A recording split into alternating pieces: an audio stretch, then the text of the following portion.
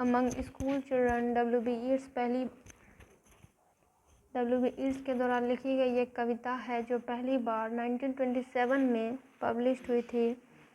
यह कविता उम्र बढ़ने, स्मृति और अस्तित्व की प्रकृति के विषयों को दर्शाती है, जो आयरलैंड में सीनेटर के रूप में स्कूल यात्रा से प्रेरित है। कविता में 8 छंद है, जिनमें से प्रत्येक येट्स के विचारों और प्रतिबिंबों की खोज में योगदान देता है, क्योंकि वह छोटे बच्चों की एक कक्षा का अवलोकन करता है।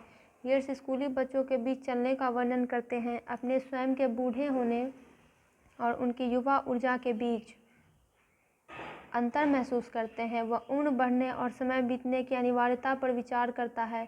वह अपनी प्रेमिका मॉड गॉन की छवि को याद करता है, जैसा कि वह अपनी युवावस्था में थी।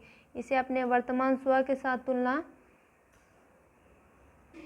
करते हुए यह विरोधाभास समय द्वारा लाए गए परिवर्तनों को उजागर करता है।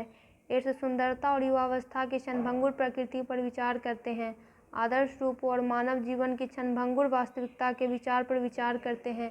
कवि दार्शनिक प्लेटो के रूपों के सिद्धांत पर विचार करता है, यह सुझाव देते हुए कि आदर्श और वास्तविक अक्सर विरोधाभासी होते हैं। वह मानवीय अनुभवों और रचनाओं की नश्वरता को स्वीकार करता है।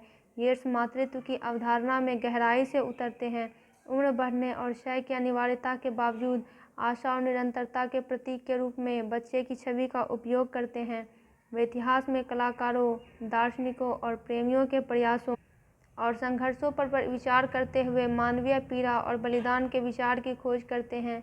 कवि मानवीय उपलब्धियों के मूल्य पर सवाल उठाता है, यह विचार करते हुए कि क्या सभी प्रयास और रचनाएं अंततः क्षणभंगुर हैं। येट्स अस्तित्व के भौतिक और आध्यात्मिक पहलुओं के बीच एकता और सामंजस्य के महत्व पर जोर देते हुए निष्कर्ष निकालते हैं। वे जीवन को उसकी संपूर्णता में अपनाने की आवश्यकता पर जोर देते हैं, इसके सुख और दुख दोनों को स्वीकार करते हैं। अमंग स्कूल चिल्ड्रन एक समृद्ध और चिंतनशील कविता है, जो जीवन, उम्र बढ़ने और अस्तित्व की प्रकृति के बारे में गहरे दार्शनिक प्रश्नों पर गहराई से उतरती है।